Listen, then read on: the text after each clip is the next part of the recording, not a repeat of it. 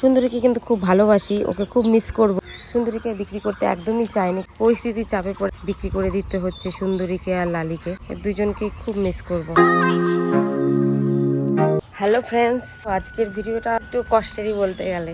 আমরা লালিকে আর রাখবো না, লালিকে হয়তো বিক্রি করে দেবো, কারণ লালি একদম দুধ দোয়াতে দিচ্ছে না। ভাবছিলাম তো রাখবো, কিন্তু একদমই দুধ দোয়াতে দিচ্ছে না। আর তার মধ্যে এখানে নাই কোনো ভালো ঘাস না কিছু খেতেও পাচ্ছে না। দিন দিন শরীরটা কাঠের মতন হয়ে যাচ্ছে। তোমরা তো লালিকে দেখছোই, ওর শরীরটা প্রচণ্ডই খারাপ হয়ে যাচ্ছে। অযথা একটা অবলা জাতিকে তো এইভাবে কষ্ট দিয়ে লাভ নাই। তাও দুটা গরু থাকলে মানে শান্তি আর চঞ্চলা ওদেরকেই পালবো। একে আবার যেমন বাইরে দিতে হয়, আনতে হয়, অনেকটাই অসুবিধা হয়ে যায়। আর ইদানিং আমার শ্বশুর শাশুড়ি দুজনেরই শরীরটা খারাপ। বর বলছে যেহেতু মা বাবা দুজনেরই বয়স হয়ে গেছে, তো আস্তে আস্তে গরু সবগুলোকে আমরা সরায় দিব, সেই জন্য আরও বিশেষ করে। আর এই যে দেখো লালির শরীর প্রচণ্ডই খারাপ হয়েছে। অযথা ওকে কষ্ট দিয়ে তো লাভ নাই। ওকে বাচ্চাটাকে আমি ভাবছিলাম কমসে কম 1 মাস পরে বিক্রি করব, সুন্দরী একটু বড় হয়ে যাবে, সুন্দরীকে রেখে দিয়ে লালিকে বিক্রি করে দেবো। কিন্তু আর হচ্ছে না জিনিসটা। বেকার আমাদের লালিও অনেক কষ্ট পাচ্ছে। ও যদি ভালো জায়গায় যায়, ভালো ঘাস পাবে, ও দুধও হবে ভালো, ওখানে ভালোও থাকবে। ওই জন্য ভালো জায়গায় ওকে বিক্রি করে দেবো ভাবছি। তো চলো তোমাদেরকে একবার আমাদের লালিকে দেখিয়ে দিই। এই যে দেখো আমাদের লালি। আমাদের এখানে ঘাস নাই, একদম নাই। ওকে দিব কোথায় দেবো, এখানে দেওয়ার মতন কোথাও জায়গা নাই। তো বেচারা ঘুরে খাচ্ছে, শরীর একদম কাঠ হয়ে গেছে। যখন ওকে নিয়ে আসি ওর লকলকা শরীর ছিল, আর এখন কিন্তু একদমই হাড্ডি বেরোয় গেছে, যে দেখো দেখতে আমাদেরই খারাপ লাগে। তো বর তাই বললো অযথা ওকে কষ্ট দিয়েও লাভ নাই। আর বেকার ও যেহেতু দুধ দোয়াতেও দিচ্ছে না, কী করবো ওকে রেখে, তাহলে বিক্রি করে দিই।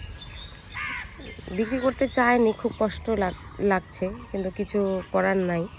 বেচারাটা অনেক কষ্ট পাচ্ছে। আর খড় খুব একটা খায় না। আর আমাদের শান্তি আর চঞ্চলা ওরা তো খড়ই খায়। কারণ কী করবো, কারণ কিছু করার নেই। এদিকে যেহেতু দুধও দোয়াতে দিচ্ছে না, কষ্ট করে এখন কষ্ট মনে চেপে রেখে এখন আমাদের সুন্দরী আর লালিকে বিক্রি করে দিতে হচ্ছে। আর কয়েকদিন পরে হয়তো চলে যাবে।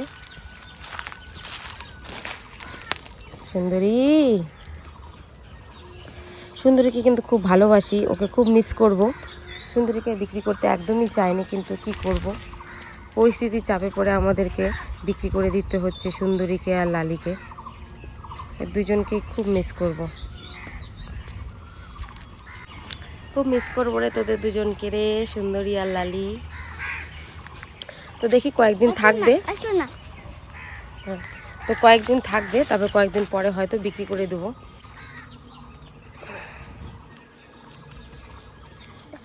একটা গরু আনলে আমরা না ওইভাবে পারি না, যে লাভ হচ্ছে না বলে বিক্রি করে দিই। সত্যি মানে একটা জিনিস আনলে তাকে খুবই ভালোবাসি। এখন আর কিছু করার নাই, যেহেতু হচ্ছে না। গরুর জিনিসটা পালা না সবার পক্ষে সম্ভব না, তার জন্য বুকের পাটা, শরীরে দমটা থাকাও দরকার। আর